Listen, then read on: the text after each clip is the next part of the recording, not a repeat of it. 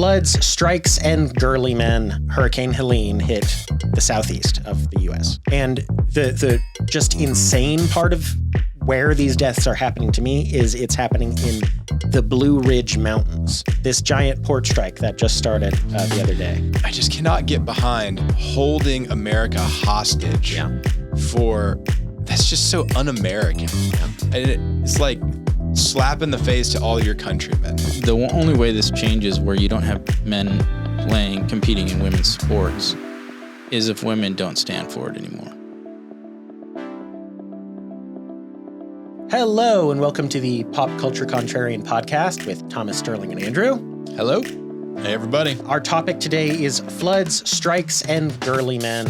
There's a lot to talk about. A lot has been happening in the world as well. But first, make sure to like and subscribe to our podcast, the Pop Culture Contrarian, on whatever your favorite podcasting platform is. If you're on YouTube, make sure to hit the bell so you get notified when we upload a video. And leave us a comment. Let us know what you think. We'd love to hear from you. All right. So the first big piece of news here is last Thursday, Hurricane Helene hit the southeast of the U.S.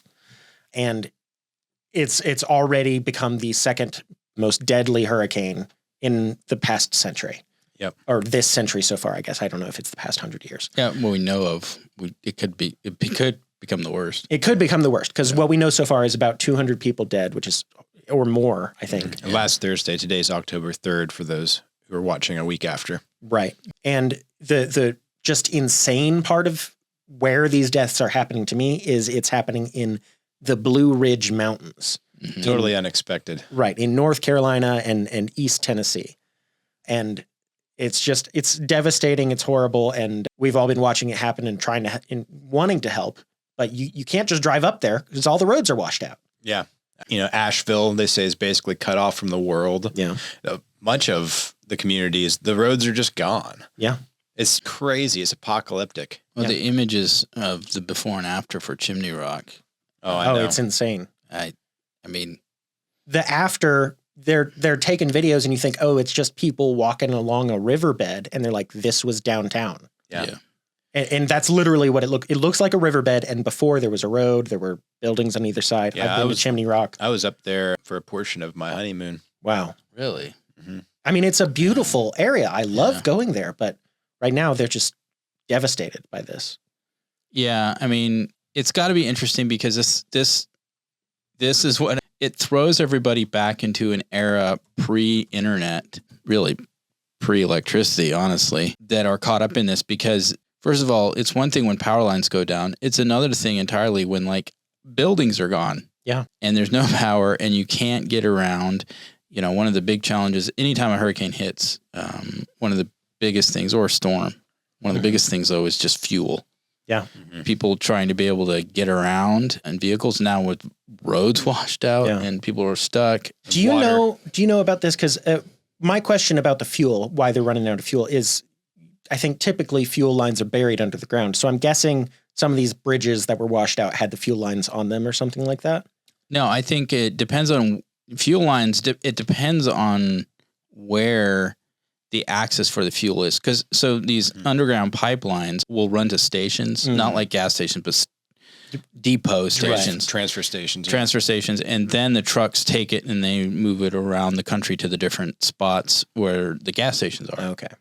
So I haven't heard of anything about pipelines being disturbed. What I have heard is that because of the roads are out, you just can't get to where the fuel is. Transfer trucks. The transfer trucks can't bring the fuel into the stations. And I don't know, stations can run out of fuel really fast if people are panicked. I remember when I was living in South Florida and hurricanes were coming, the lines of cars ahead of that at gas stations could be a mile long sometimes. Right. And you'd be sitting in there for an hour and a half waiting to try to get to a pump. And that's South Florida, where hurricanes are somewhat a fact of life. It's an unfortunate fact, but you know how to prepare. Yeah, you've seen it before. Yeah. The big thing there was, generally speaking, in the newer constructed buildings that are designed better to withstand hurricanes, it was more the struggle of living without power potentially for a week or 2 weeks sometimes, and then not having fuel for generators for, keeping your, that was the thing. It would get hot because, it's usually in late summer, and it was just awful having to sit through heat without any power. Yeah. You know, a lot of people, myself included, have wondered how the best way to help is. And, you know, we might talk about the government's involvement in that, but mainly I just wanted to lead with citizens' involvement because, you know, in times like this, people, usually the best people, come out and show who they are. And there's lots of awesome, dedicated people out there helping right now. But from what I've heard, some of the encouragement is not to descend upon the region with just, I guess, with individual efforts. Right. Don't clog the roads, basically, kind of thing. A couple of organizations that I'm privy to that I know do really good work are the Samaritan's Purse. They did a fantastic job getting people out of Afghanistan. They're also working in Tennessee and North Carolina region. Yeah. There's a grindstone ministry that I'm privy to, and they do awesome work. They also take volunteers. Yeah. Of course, there's like the United Way and the Red Cross and all those sorts of people, but I'm sure that efforts are going to be continuing even when we release this episode a week in advance. Oh, yeah. This is taking a while to fix. I would recommend though that if you feel compelled just to go up there, at least try and connect with an organized effort. Don't just freelance it up into the area because you might do more harm than good. Yeah. Yeah. I think making sure the people who have the equipment necessary to reach the people have the supplies they need. So donating water, donating diapers, things like that. I don't know if you can donate insulin. There's going to be all kinds of things. Donate goods, donate money. I think the Cajun Navy's up there now. Yeah. Oh, yeah. I think so. Or it's not just North Carolina. That was the worst hit. But I mean, we got Florida. Yeah. Florida. Sections of Florida just got wiped out by this hurricane. I saw that John Daly, the golfer, PGA golfer, his house is gone. Yeah. And of course the hurricane went all the way across Georgia. So Trump showed up in Georgia with a bunch of Valdosta, right? I believe so. Yeah. With a bunch of trucks and a oil tanker or a gas tanker or whatever you call it. Yeah, this was over the weekend or he was on Friday? It almost immediately. Yeah, he donated $25 million, reached out to Elon, said, can we get Starlink to all these people without communications? And that's happening, it's great. Yeah. The question is, as of today, we have finally started to see Joe Biden and Kamala Harris show up in these devastated communities almost a full week later. And of course, the explanation is it would have, choked the communities. They wouldn't have been able to function with a president in their midst, which is somewhat true. But, maybe show some urgency here. This is a region that does not have any way to prepare for this. Yeah. And there are people, I know the death count is over 100, certainly expected to rise. Yeah. I've seen a confirmed 191. I think it's over 200. Okay. Over 200 now. Gosh, I hadn't seen that yet. So that's massive. People are still dying because they don't have access to the food, the medicine, the water, the things that they need. They're stuck. There's elderly people who have retired into these areas. People are finding these people in trouble by flying around in helicopters. Not tons of people have helicopters, but a lot of them who do in the region have shown up with their helicopters. They're flying around. They're seeing people signal with mirrors, touching down and seeing, hearing, oh, there's people trapped in this house, they need this. Or they're finding written in the mud, SOS, people trapped up this road, and it's just, this is kind of a disaster that it's hard to believe can happen in 2024. When you're a coastal city or a coastal state, that's one thing. Sure. But when you're in the mountains, and this is what we've seen on social media somewhat, which is, why didn't they evacuate? You're going to evacuate from Asheville, North Carolina in the mountains for a hurricane? Like, what are you thinking? Yeah. No one would imagine this was going to happen, but it did. It's the rain more than anything. It was just, what was it? 17 inches in like under 24 hours or something. Yeah. They had a good bit of rain just before the hurricane arrived, and then the hurricane came in and the ground was saturated and it just wiped everything away. Yeah. And then something along the lines of close to a year's worth of rain. Right. In like a couple of days. Yeah. And you have up in the mountains and where people are living in the ravines effectively. comes down. All that water is going to collect and funnel through those areas. And that's why like Chimney Rock got wiped out because it pushed the town basically into the lake. Yeah. And I mean, it happens. We've got historical record of this, like the Johnstown flood up in Pennsylvania back, over 100 years ago. Yeah. Okay. I don't know about I mean, these things do happen. Yeah. Massive acts of God, as it were. Right. Yeah. Or just natural disasters that are unprecedented.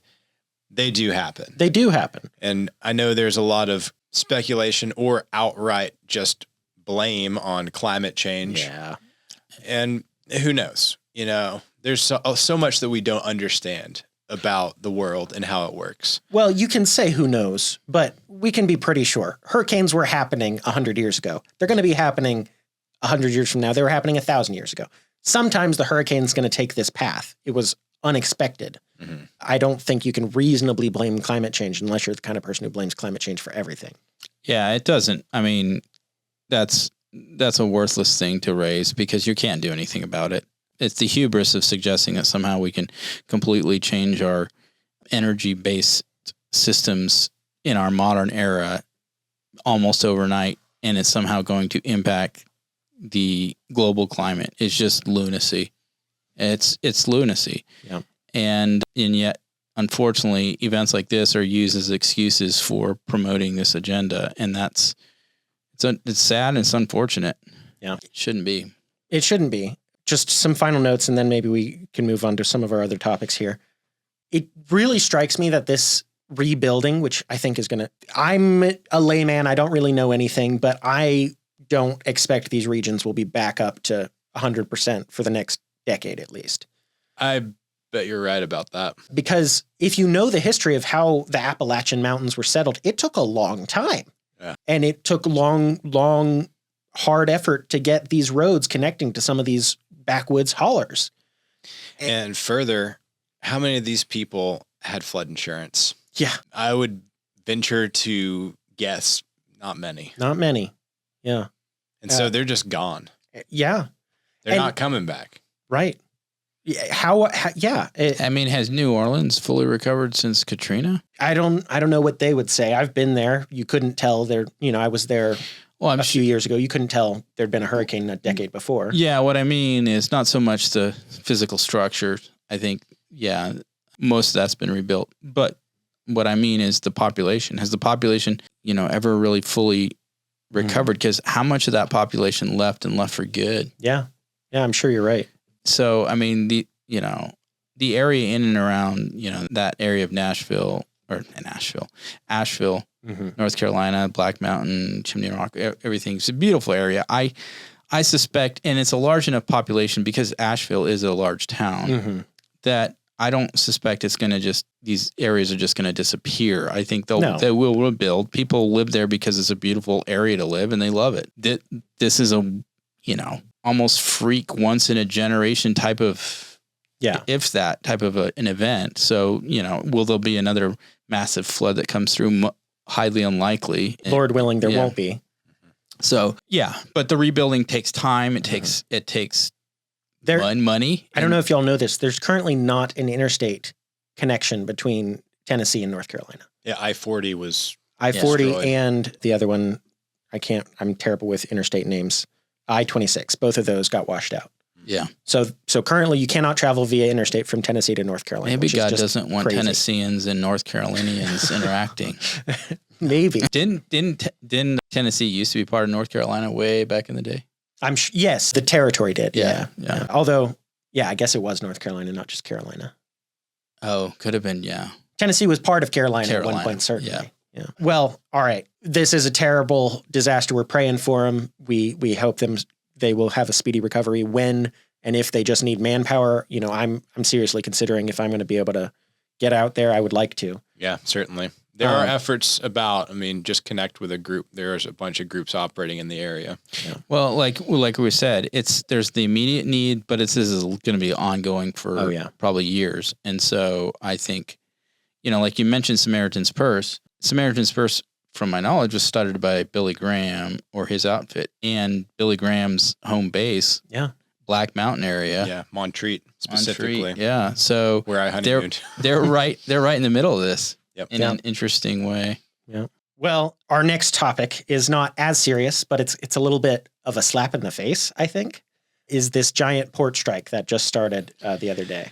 Yeah, right in time to blast the prices of rebuilding these ravaged areas by way of material hikes in price. Yeah. So if you don't know, this port strike is from Texas all the way up to Maine, I think, all the East Coast Eastern ports. Seaboard. It's the union. The labor union has called a strike because they want something like, I don't know the exact numbers, but something like a 2/3 increase in their pay.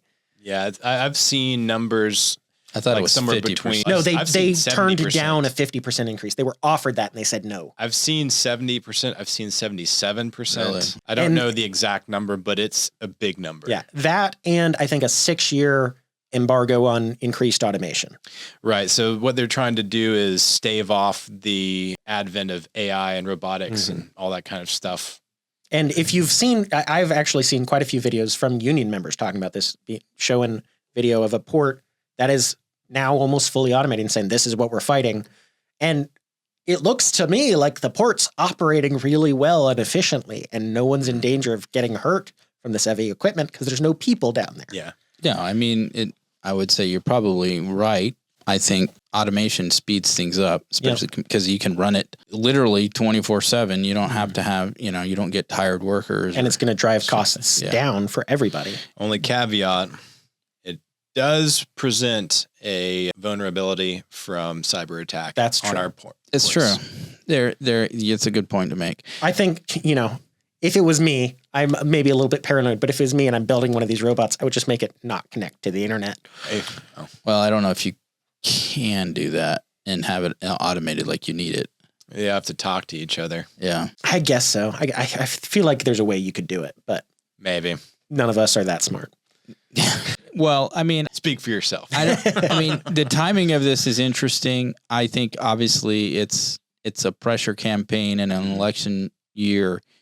As we're a month away from election day. Right. And it's hard to see that this doesn't do anything but hurt Kamala Harris's chances. Yeah. I mean, because they're the government in power right now. They're the big organized worker party. I think she's between a rock and a hard place. Well, she's already lined up with the longshoreman. That's what she said. She supports him. Well, she has to. That's what I mean.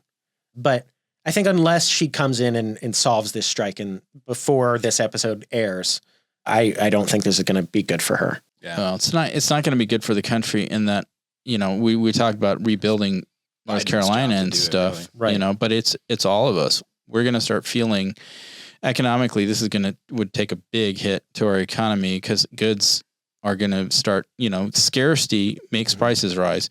Yep. And you're going to start seeing scarcity issues. And look at all the stuff that was the supply chain issue during COVID that was such an issue for everything from cars being able to be constructed to, homes to food prices. I mean, yeah. Well, toilet paper was the big one. And speaking of toilet paper, I've seen several videos of people in their grocery stores being like, there's no toilet paper. You people understand we make this toilet paper in our town. Yeah. Like this is not something coming through a port. So there's some things you don't have to worry about. Toilet paper, that's homegrown. Eggs, those are also homegrown. Yeah. But it's going to be, I think, things like frozen meat or probably building supplies, I would imagine, come through the ports. There's all kinds of things that we don't even associate with. Well, yeah. I mean, those things you just mentioned before, what do the industries that produce them require? Yeah, Materials? That's true.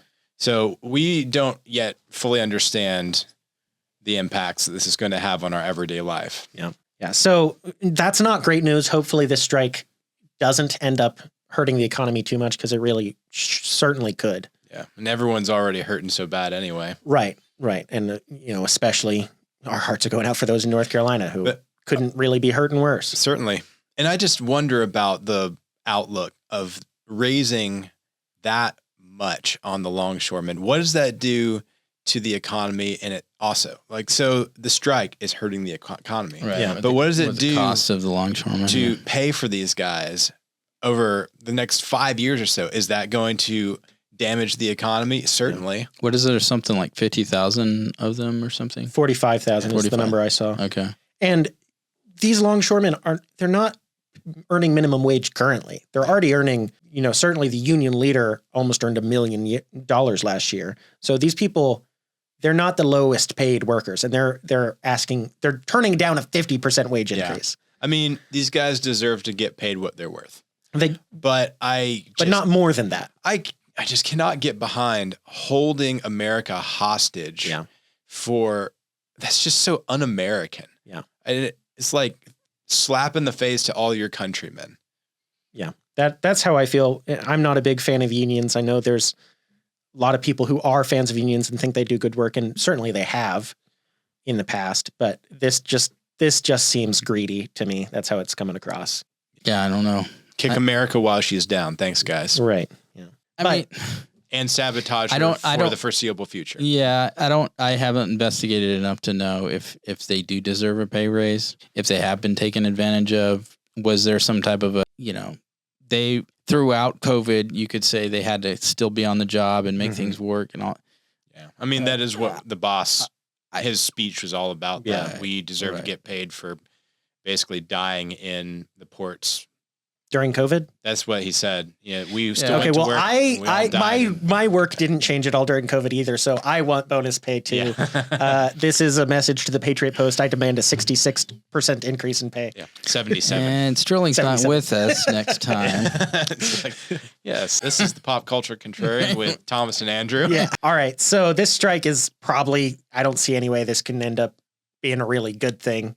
We'll see where it goes. But there is a little bit of good news, some kind of people standing up for themselves, which on the we culture really front. appreciate. Yeah. So the news is that 3 Mountain West volleyball conference teams have now refused to play a San Jose State team that has a man dressed up like a woman on their team. And so for all 3 of these teams, Boise State, Southern Utah, and University of Wyoming, that goes down on their record as a loss. Yeah, it's a forfeit. It's a forfeit. And so it looks like a loss, but if you've been following what's been happening in women's sports and all the Title IX issues that have been raised recently, you know that this is a victory. Yes. Yeah, it's kind of one of the things there. The only way this changes where you don't have men competing in women's sports is if women don't stand for it anymore. Yeah. Ultimately, that's what's going to have to happen. And I think what these schools are doing, they're all in the Mountain West, same conference, so that also helps. They're really trying to push the issue. And unfortunately, the Biden administration has tried to play this game with the Title IX, try to redefine it, the protections that are supposed to be for women, and they're trying to redefine it so they don't protect women and allow men to play in women's sports, and they keep, and it's all to voice this lie that people can change their sex, their gender. Yeah. Or as they say, trans women are women. And to that I reply, urinal cakes are cakes. Oh. Yeah. Yeah. So, well, women need to stand up for their own spaces. Yeah. And they are. It's such an irony to me that the feminist movement was such a huge advocate, or claimed to be such an advocate for women and women's rights, and have just seemingly abdicated everything for this alternative movement. Well, I think the trans issue for the feminism, Title IX kind of stuff, the trans movement has kind of hit them from a blind spot. Just they had no defenses against this thing, and they can't figure out how to separate themselves from it and say, no, actually, we're here for real women. We're not here for men dressed up as women.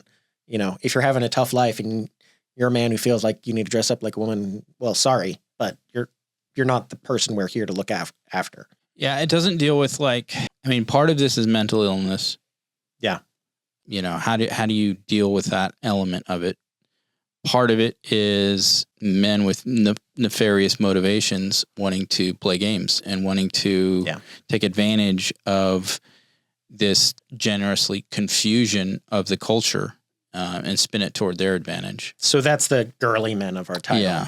Is these guys who, I don't know the specifics of this athlete. It looks like this person may have started transitioning a long time ago, but it does seem to be that there's a lot of male athletes who are just subpar, average at best, and you know, for whatever reason, they decide to identify as a woman. And then, wow, suddenly they're a number one athlete winning, setting records, you know. It's like what Leah Thomas did with swimming. Yeah. Where he was like the 400th or something. Yeah. Fastest male swimmer. And then he transitions, and the next year he's the fastest female swimmer. Yeah. And wow, that's a shock that a 6 foot something man can outswim the girls. I think another aspect of this, Sterling, to your earlier point on blindsiding, you know, coming kind of out of left field here, it's the notion of inclusivity, which I think has its merits in the right context. It does. But I believe that has been taken to an extreme where you have to include everybody and everything. Yeah. And I really think that we should readopt exclusivity in certain areas. And that doesn't mean that people who are excluded are worth less. It doesn't mean that there's necessarily any like lower value of that person. It just means that they're better at something else. Yeah. And they can do something else. And you know, if you can't run fast, you can't be on the football team. Right. You know, it's that kind of thing. Yeah. I'm not tall enough to be good at basketball. That sucks, but there's nothing I can do about it. I'm not going to demand anyone change any rules. Yeah. Yeah. I think another word I would throw out there is boundaries. I feel like boundaries aren't a bad thing. You know, we have fences, we have lines, we have, you know, delineations of kind of lanes on the highway, right? Yeah. And if you travel within it properly, you can go along the road safely. It's when you get outside of that the accidents happen and all that stuff. Yeah. People die. I think that we've taken this notion of feelings and how people feel about themselves and how they imagine themselves, and we've kind of created this fantasy world where saying, well, there should be no boundaries to that. People should be able to fully express themselves within their own kind of like identity realm. And for someone to challenge that, that's where they feel like, well, you're not being inclusive, or you're being, you know, hateful or something like that because you refuse to accept their self-definition. Yeah. If you really want to protect women, you have to be willing to say you're not included because the women need to be safe and you're not a woman. You have to be able to say that. If you can't say that, you're not protecting women. Yeah, you have the boundaries, and then those boundaries require definitional distinction. Yeah. And there is a definitional distinction between male and female, a man and a woman. That has existed all the way up until people decided to start lying about it. Yeah. Don't tear down ancient fences because you may not know the monsters they're holding back. Right. Yeah. Don't pull the rocks out of the dam because it might the water behind it might come flowing through suddenly. Yeah, that's absolutely right. So it's great that these girls in college are standing up for themselves. It shouldn't be on them to do it. Unfortunately, they're the ones who can actually affect change on this. Men can support them, but we can't prevent this from happening. They have to say, no, we're not going to do it. And they're doing it. So kudos. Good for them. We hope to be able to tell you that 3 more teams have refused to play this San Jose team. Well, I mean, they're having to force it so that it goes to the courts. I mean, ultimately, you know, in a litigious society like we exist in, that's how you have to fight this. You have to get it into the courts so that it's dealt with legally. And that's what they're really fighting to try to make happen. Yeah. I mean, the only other alternative is for them to just do what they're doing and not play against these teams. And that might mean they don't get to play a sport. Yeah. I have a hard time believing that after 1 or 2 years of teams just refusing to play against teams with men on them, that whatever college it is that has the male on their team isn't going to just say, no, you can't be on the team. I think they've got to give out. They're not going to give out easily. No, not easily, but I think there's enough of a coordinated movement against it now that they might be forced to. Hopefully that's the case. And like I said, maybe the woke tide is turning, and this madness, social madness that we've been in is starting to be rejected by a majority, and the majority is willing to finally stand up and just say no more. Yeah. Well, I hope that's the case, but time will tell. Yeah, time will tell. All right. I think we covered our 3 topics, floods, strikes, and girly men. Yes. Pretty well. We will be praying for these people trying to recover from Hurricane Helene who are still dealing with floodwaters in some areas. And I guess that's what we've got for you today. This has been the Pop Culture Contrarian podcast with Thomas, Sterling, and Andrew. We are brought to you by the Patriot Post, which is the oldest conservative news digest on the web. It's right and it's free. Be sure to like and subscribe, and we'll see you next time.